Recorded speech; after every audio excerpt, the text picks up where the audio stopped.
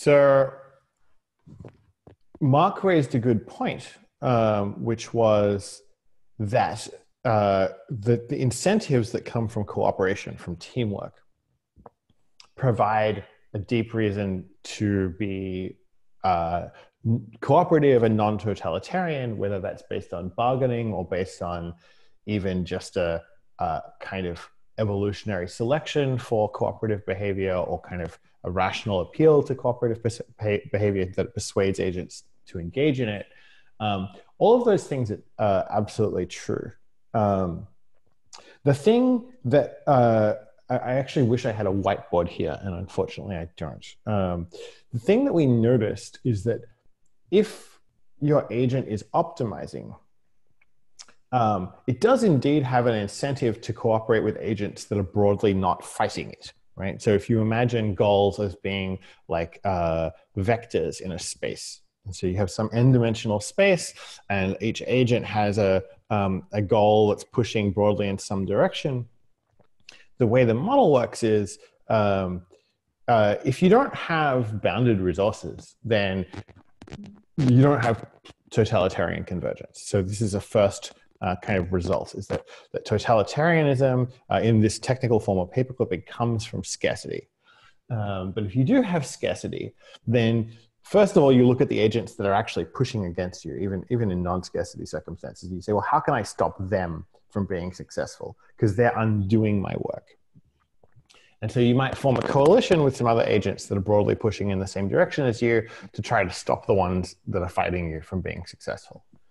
But then once you've run out of agents that are actually fighting you, maybe you're Fidel Castro and you've won the revolution, you have control of Cuba. Now you look at these agents that are pushing in a somewhat correlated direction, but not actually the same direction as you. And you might say, oh, but that's now like changing things quite a lot and using up the scarce resources on a program that I don't agree with. And so a really single-minded optimizing agent says, well, I don't want these other agents around. And so in the model, what you see is that the order in which this kind of goal to disempower other agents happens is sort of sorted by how correlated their goals are with yours. And you start with the ones that are opposed to you, and then eventually at some point you find one that's slightly aligned with you, but really not very efficient. And you might say, well, I don't want that agent to have resources. Does your model include the possibility of mutually beneficial trade between agents whose individual goals are orthogonal to each other? Yes, but I think that it includes a very simple version of that. But you're right in the sense that if you've got a situation where sort of path dependently you've got exponential economic growth, and rather than an exponential economic growth, that's interesting. If your exponential economic benefits from trade are large enough that they stay ahead of this benefit of disempowering others. So I'd literally rather other people be around burning resources, because the things they make from those resources ultimately are rich enough that I can trade with them to get a better world. Then you're right that an optimizing agent under a model like that can be better off trading. But the concern is scarce physical resources, scarce material that is the input to the industrial process, or some other scarcity? I think the former, yes. Okay. We are on a tiny pebble in a vast universe. It's certainly the case that we can't grow exponentially without bound, but we're a long way from hitting those limits. Well, it depends on which resource you're talking about. And certainly you're right. We aren't in...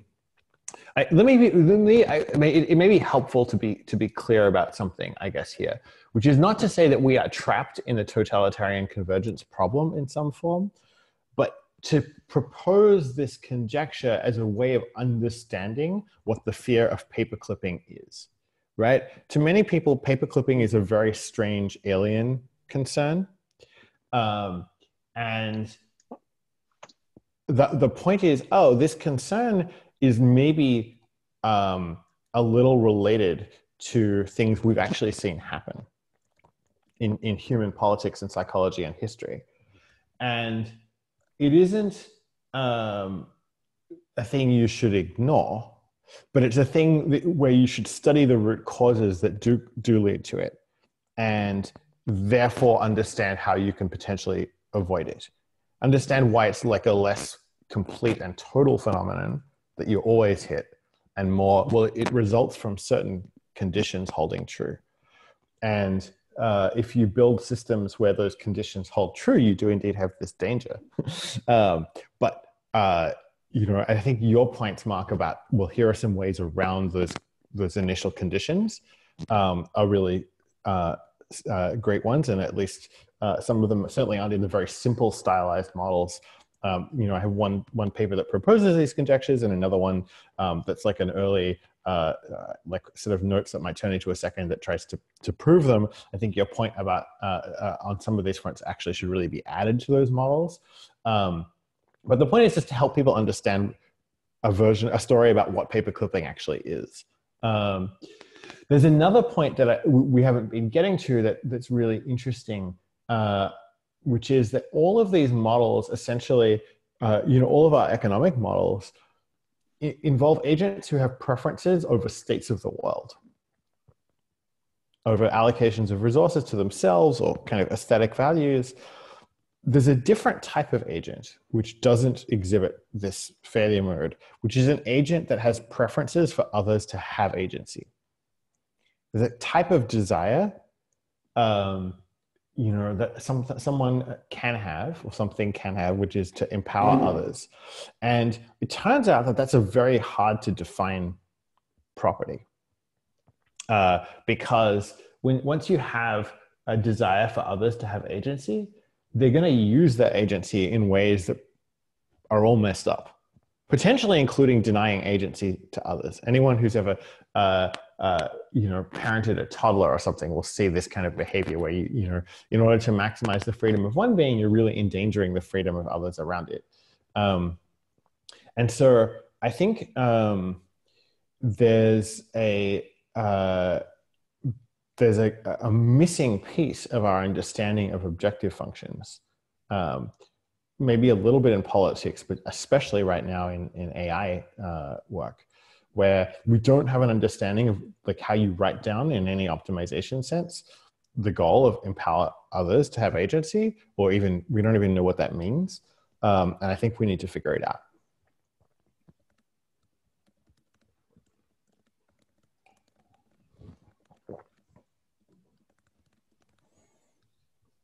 Would an example of empowering agency of an agent that then suppresses agencies be advocation?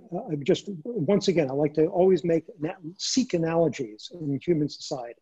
It's the superintelligent system with dangers that we've succeeded in aligning with human values, and we've been thinking about it for lots of years, and it's been play tested tremendously. So would an example be advocating free speech, where you know that by advocating free speech, you're empowering other agents that would be advocating a system that doesn't have free speech? Mm-hmm. For instance, yeah. So if I guess the classic version in democracy is like democratic systems allow like fascist political parties and authoritarian communist political parties. And it often becomes a dilemma for them when those parties become successful enough that they start to look like they might gain power and dismantle the system that they were created within.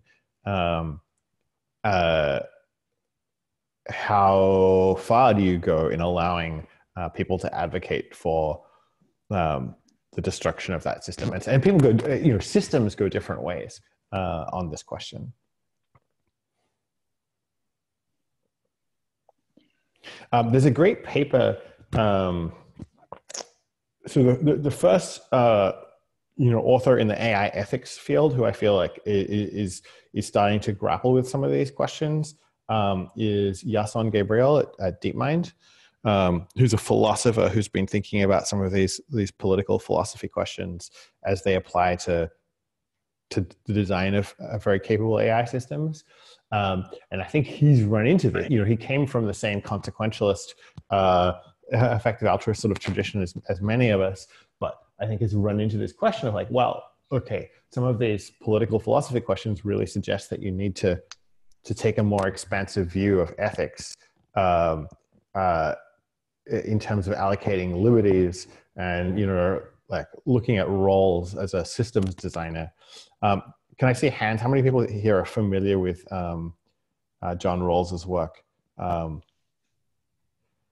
least everyone who's got a camera on. So I'm not going to try to pause to explain roles, but you play this game of systems design where you have people in this original position behind a curtain, and they try to imagine being in a random pair of shoes in society.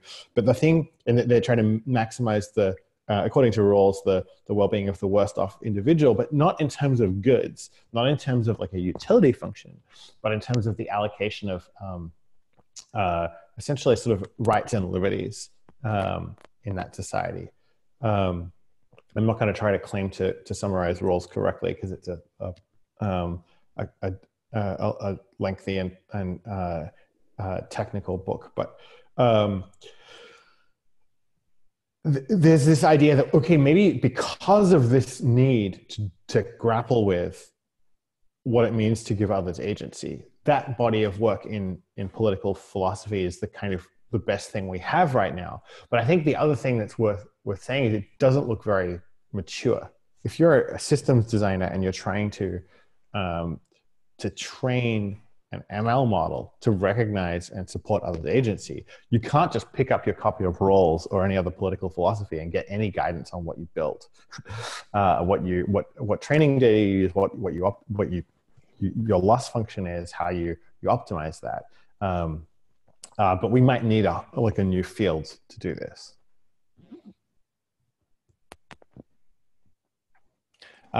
Jeremy. Yeah, so I'm very excited about this. I come from a background of working with something kind of in the soft skills called nonviolent communication, and it provides exactly the kind of empowering the agency of others. And I would say that the danger of other people's agency comes from a deficiency in their agency, where they're perceiving scarcity. And so if I can contribute to their ability to like get that I'm not a threat to them and actually am interested in their well-being, because as a part of myself, being part of the same, undivided world, as it were, that undivided in the sense that it's physically we're all coexisting here. So yeah, I mean, one of the differences, I haven't read Gabriel from DeepMind, his paper, but his first name is Yason, like Jason, but with an I instead of a J.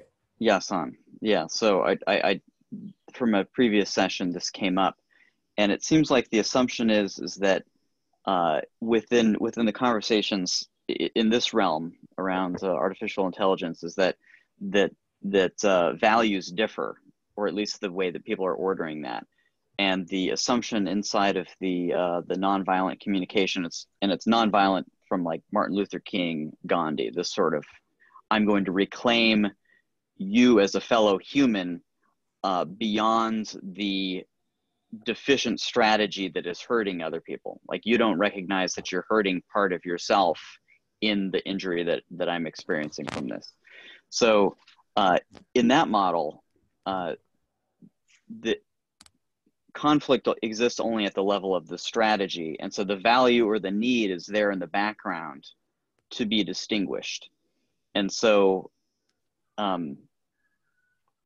the coming into an interaction, knowing that this other person is actually doing the best they can to meet their need in the world that they perceive. And so they believe in enemies.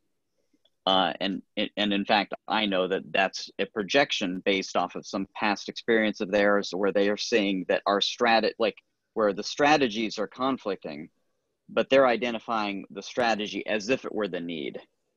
And so having this distinction, it's possible to resolve these conflicts by creating a quality of a connection in the first, in that interaction. So how this works with, virtual minds is a different topic, but I think having, anyway, I linked to this in the chat on how do we build hypertext systems that promotes this sort of longer tail of listening as that, that's what creates the headlines rather than sort of a zero-sum game.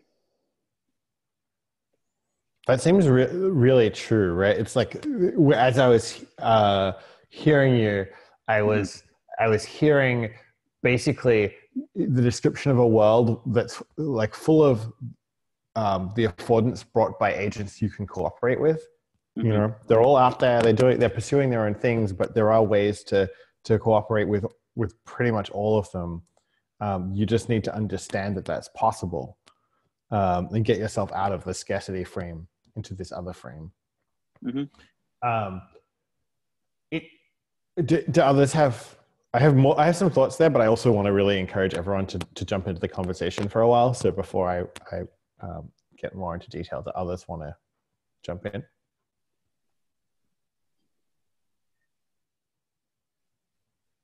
I want to make, since you brought up vector spaces, I want to make one point about high dimensional vector spaces and then relate it back to society in a way that I think is robust to project onto a future world of future society of AIs. In a very high dimensional space, let's say where you throw in vectors randomly that point in random directions. Almost all vectors are perpendicular to any one vector, or almost perfectly perpendicular.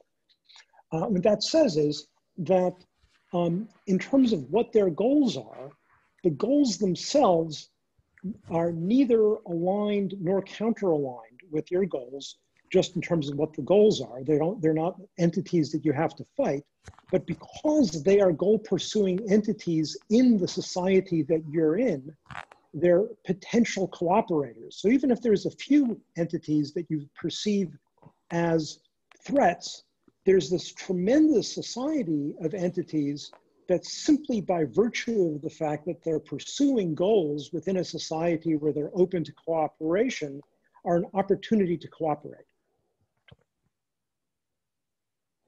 I think this is an interesting point that runs across actually maybe both Jeremy's point and yours, Mark, which is how often is it the case that you have truly anti-aligned entities, entities whose goals are just fundamentally different than yours?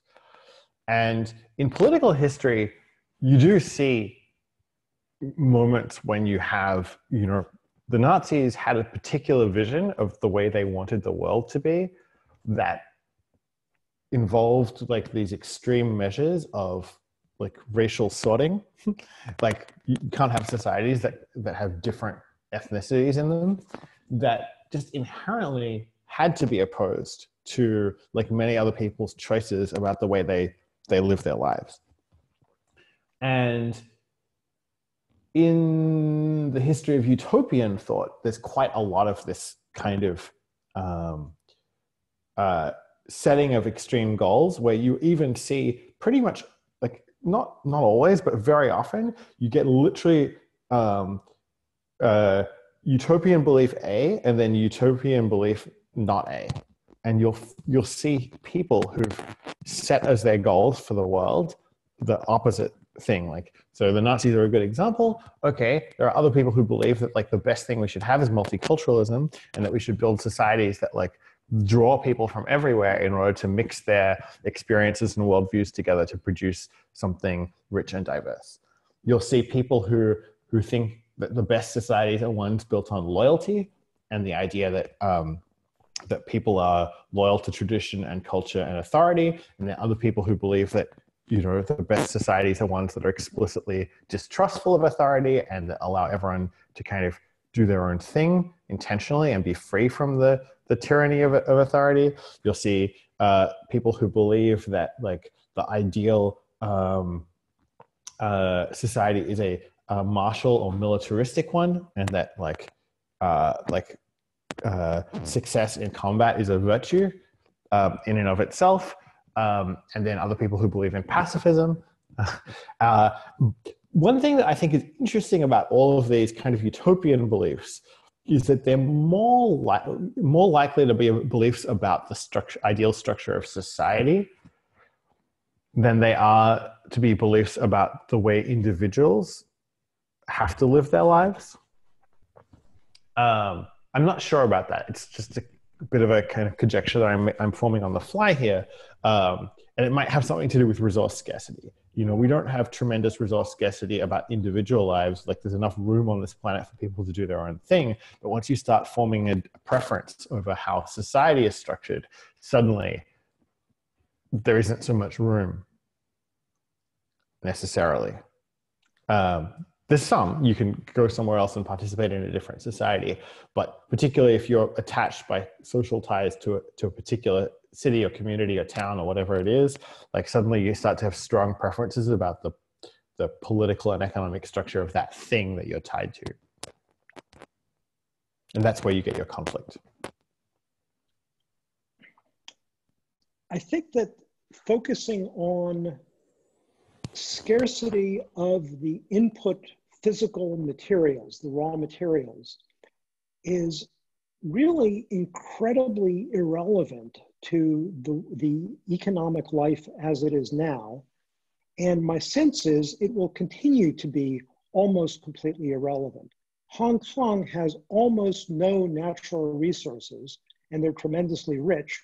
Venezuela has tremendous, incredible natural resources, and they're very poor. The scarcity, the main scarcity we have in our society is scarcity of attention, scarcity of expertise, scarcity of ideas, and wealth. The growth of wealth that we're experiencing is largely the growth of knowledge and the growth of the composition of knowledge. Do other people buy Mark's claim here? Can we get someone to take the other side and argue the case that scarcity can't totally be ignored? No, I'm not advocating ignoring scarcity. I'm advocating almost ignoring scarcity of raw physical materials. The main scarcity in our world right now that's genuinely scarce is scarcity of attention. Mm-hmm. Is anyone going to argue for scarcity of raw materials? The only counterpoint I can think of that is that like an AI would have a better use for the molecules of my body, you know, type of thing. I heard this from Wachowski. I'll put the quote in the, but that's it's not something I'm standing behind. Yeah, I think you could argue in the limit, like if you're trying to instantiate information in computronium or something, like there is scarcity of resources, but not at the scales we're talking about. So if I were going to argue just sort of precautionarily, I'm going to play devil's advocate here, like not because I don't think I have a strong view either way, but if I were going to argue for scarcity being a factor in Hong Kong's success, I would say it's proximity and cultural trajectory, right? Like Hong Kong's right there on the Pearl River Delta, connected to this huge, thriving cluster of metropolises. And it has all this cultural history embedded in it. So I guess the cultural history is not a scarce physical resource. But proximity is a type of scarcity that we have to grapple with a lot in human politics at the moment. It's the reason San Francisco is so expensive. It's the reason that all of us, thriving cities are so expensive. There are probably some things we could do to deal with it better. But maybe that same type of scarcity would apply to AI safety, right? If it could be that like the planet still has lots of human agents on it, but there's going to be someone or something that kind of points the way forward and tells them, what vision of post-human and post-earthbound civilization they should build. And suddenly there's quite a lot of competition about which vision to articulate. Yeah, I think where scarcity does start confounding things is when you start applying it to the veil of ignorance, because you end up with just, if a lot of people really want to be on the Mars colony and there's only room for 1,000 people there, like there's not much you can do to optimize that for people because of the scarcity. In the case of Hong Kong, I think it's more than proximity. Proximity is necessary but not sufficient. It was really political. I mean, I think think about scarcity, like you can't ignore the political, right? I mean, basically, it was China being contained by the U.S. and the West, and then in reaction, closing its borders, and Hong Kong was allowed to trade, but there are plenty of proximate places to China. The political is really the gating factor there. And there are plenty of islands that used to belong to the British Empire, that still are getting a lot of wealth through their financial systems. And they're not proximate to anything special. Which idea, island? Sorry, go on. I'm glad the political is coming up here, and that's exactly what I'm asserting has been solved theoretically by the nonviolent communication system that I'm familiar with, and I encourage everyone to look into. And my interest is in how do we have this communication best practice be instantiated into hypertext. I was reviewing chapter 14 from Engines of Creation, and Drexler saying that due process will thrive in hypertext, has a inherent due process bias or quality. Hypertext does for having like knowledge and fact forms, and we haven't.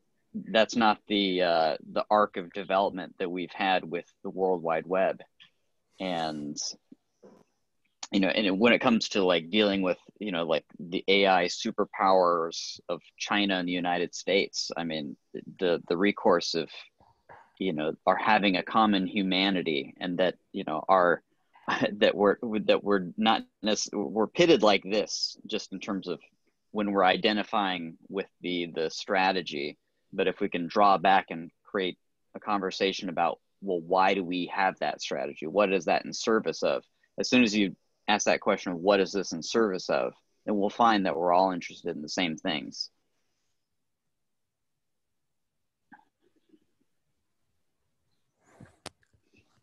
Can I encourage someone who hasn't been speaking to jump in?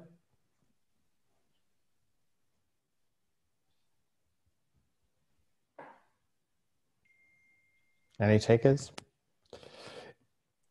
If not, then I'll share that the thing that was striking me as you were saying that is like, how do you use nonviolent communication on a troll bot?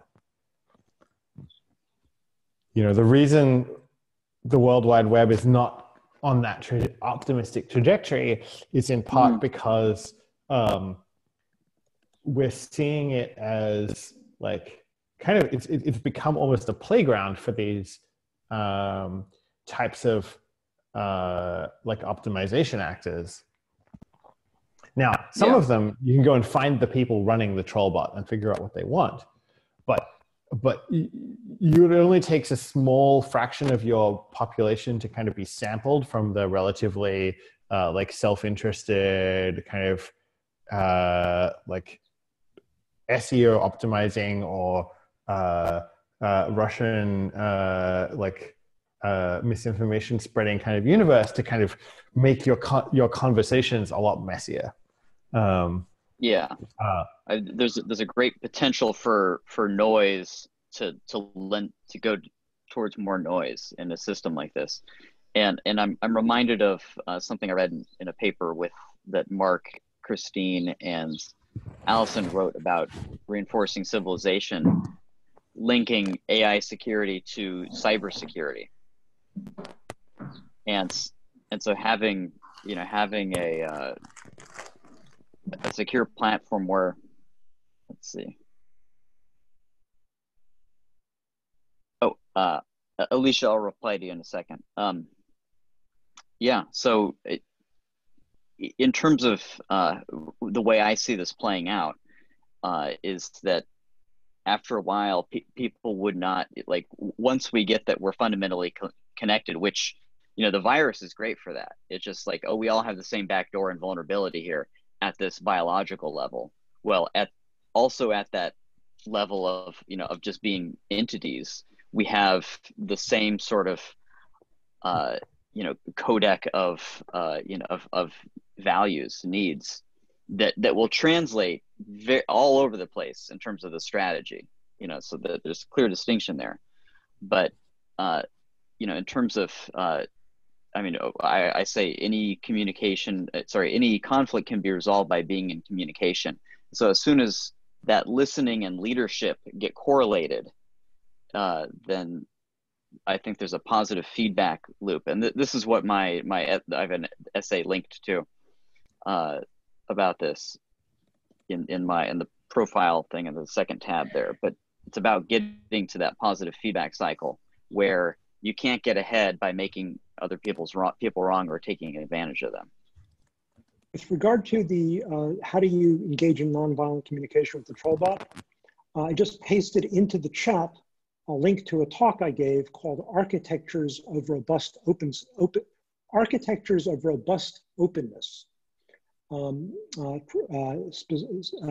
talking about how to create social media systems that are open to newcomers, but strongly resistant to various threats, including trolling.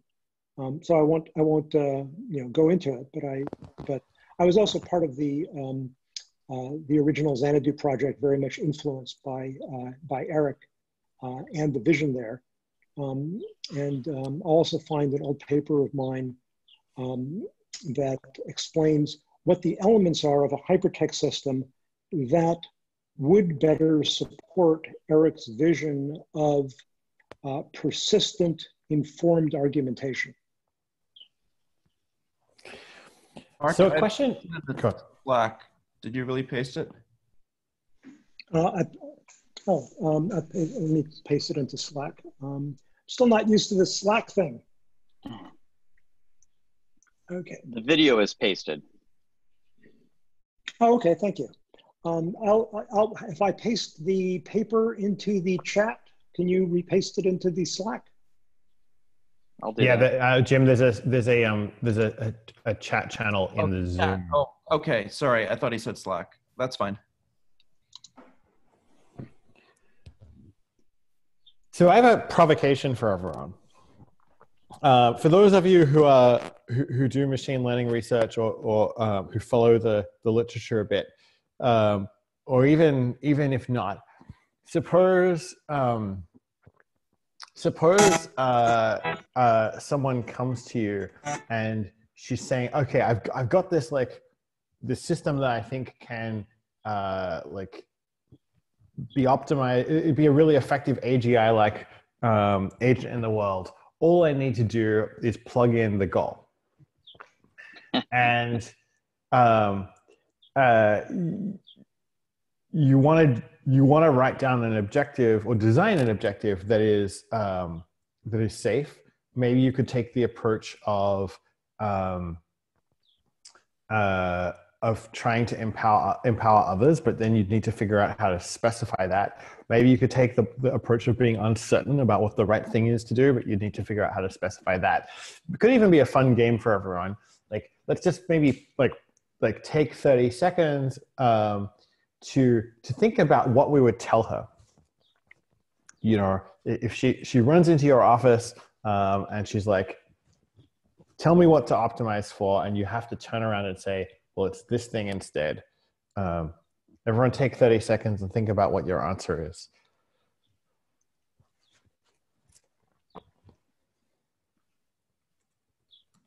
Could you state the question again? So your colleague, let's call her like Susan. She runs into your office and she says, Mark, I've got it. I've got this system that I think is like a general purpose, sufficiently general purpose learning and optimization system that if I give it this training curriculum I've got, it's going to learn to be a powerful agent in the world. All I need to do is know what goal to give it. And I need your help in writing down the goal function. I have an answer. Let's give everyone another 20 seconds to sample some diversity.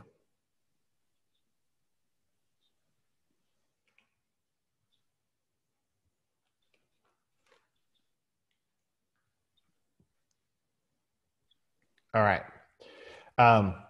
Mark has an answer. Does anyone else also have an answer? Want to jump in? Mine's kind of a joke, so I'll go first.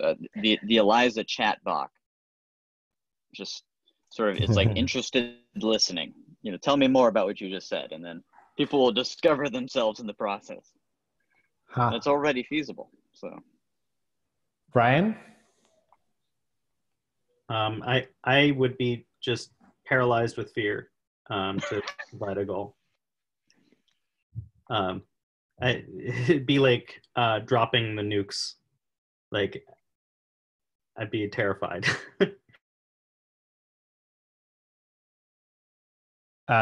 Did anyone else have one that they want to share?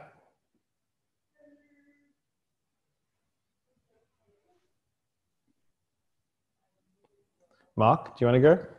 Yes.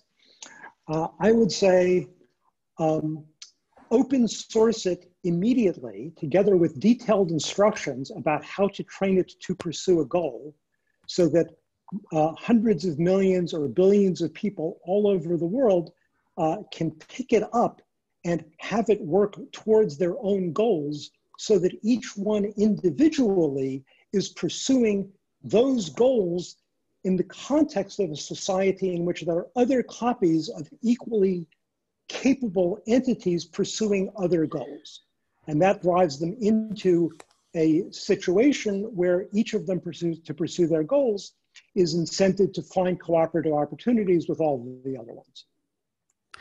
It's funny, I wasn't nervous. I didn't share Ryan's nervousness until Mark's answer.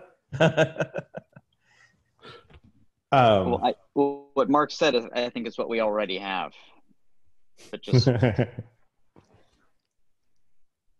That's absolutely right. But the thing that I think is different, and this is interesting, is that in human societies, the potential for imbalance is certainly there.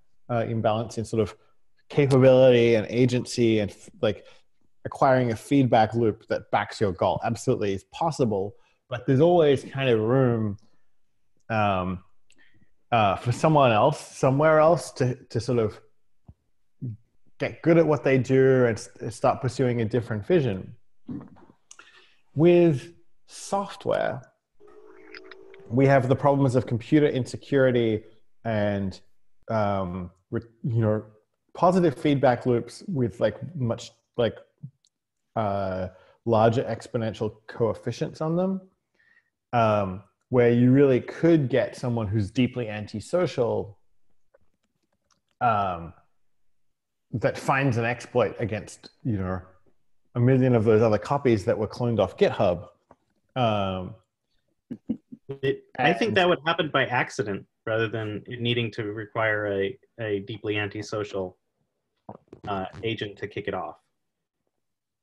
Yeah, either one. I mean, I think there is a counter argument that Mark could make, which is, well, look, you're underestimating how much agency all those like cloned copies really have, and they're not like sitting ducks against like some exploit or something. Like they're quite a robust system. I find myself thinking, well, it depends on how much of a good cooperative framework they have in place to work with each other at the outset. Right, and I think this is where the the Hobbes versus Adam Smith as framework is really critical, and the question to ask about computer security. I would say if Susan found herself in this situation today, I would maybe still give the same advice, but I would be terrified, and I would be surprised if it worked out well, because with software interacting with other software through today's systems is a Hobbesian world. If we had a good but not perfect computer security framework that was the overall system that was covering the world in which these things were deployed, one of the characteristics of a good but not perfect computer security system is there's no one flaw that can do in everything. One of the things that you do is you partition risk. This is known as the principle of least authority, so that you don't have everything riding on any one flaw. You try to make the system resilient to attack. And if you deploy these things starting from that degree of safety, they would then be in a situation where they could use their greater intelligence to repair the remaining unsafety while surviving the transition. I think the tricky thing about that is that economies of scale lead to single point of failures via the monoculture that gets created. So all of the vulnerabilities in like AMD and Intel processors would undergird most of the infrastructure we have. And I don't know how you would replace in like how the supply chain works in a quick enough fashion that would become relevant. So one interesting precedent there, and it's a precedent that one can argue about the implications of in multiple directions, but Ethereum is the first trustworthy computer that humanity has ever built. Trustworthy in the sense that it's not vulnerable to supply chain corruption, it's because you've got a zillion separate validators, each running the same computation according to specification and different implementations of the specification, all cross-checking each other. There's no single point of failure in the supply chain from which you can attack the trustworthiness of the overall Ethereum calculation. Now, the programs running on that computer can and have had terrible flaws, but the integrity of the computer at executing according to its specified instruction set has been robust against incredible playtesting. Yeah, I think that depends on your threat model. If you are trying to prevent surveillance of the computation being done, you cannot prevent that with Ethereum, for example. And I think another example that I'm kind of merging our sessions now. I apologize for that since there was a lot of attendance. But I wanted to push WebAssembly and WASI as another possible avenue for this computation to be more secure as a foundation. And that's due to built into it having the capability security that we lack from anything derived from Unix. I completely endorse that. So in 5 minutes, we're going to wrap and go back to breakout. I guess we'll have an obligation to report out some of this conversation. I'm going to look at Jim and ask Jim, as a note taker, do you feel like you would be comfortable summarizing some of this conversation? Would you like to try to persuade one of those of us who have been speaking a lot to do so.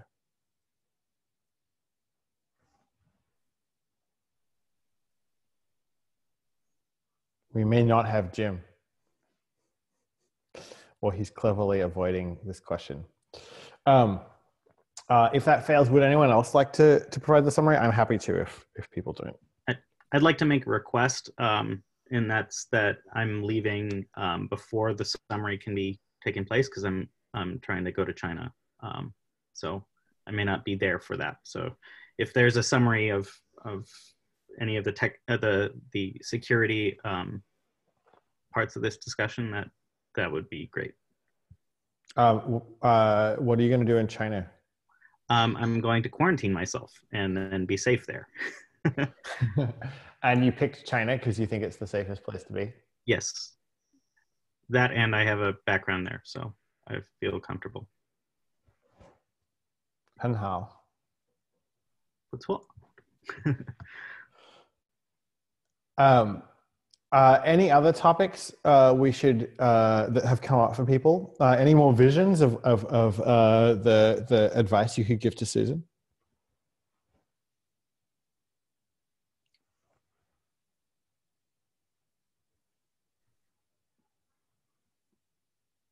I think that's one of the most important problems that humans have.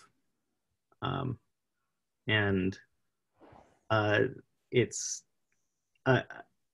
the thing that I'm terrified about Mark's answer is it's kind of like the initial conditions that you put in place at the beginning set in motion the highly like it'll cluster towards a destabilized outcome. So it's like the cosmic microwave background or something like that will end up in a different state based on if there's a cluster of people, like let's say followers of Islam who all get their agents to do the same thing at the same time. Like then there's less of a stabilizing force in having a diversity of those agents, and it'll tend towards monopoly.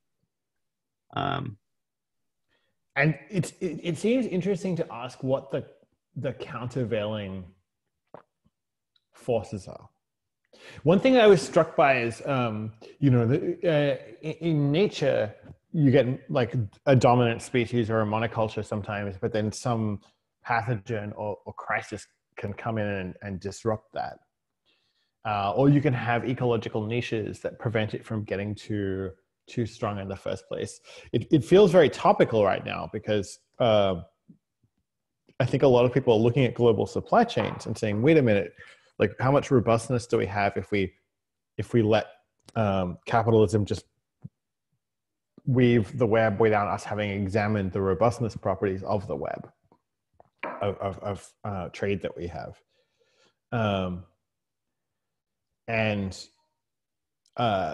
You really could imagine a situation where you were like deliberately modifying, or like looking at the global supply chain and saying, well, how do we optimize both for like productiveness, but also for robustness of this thing, in a normal year, so that when a crisis comes along, we're ready for it.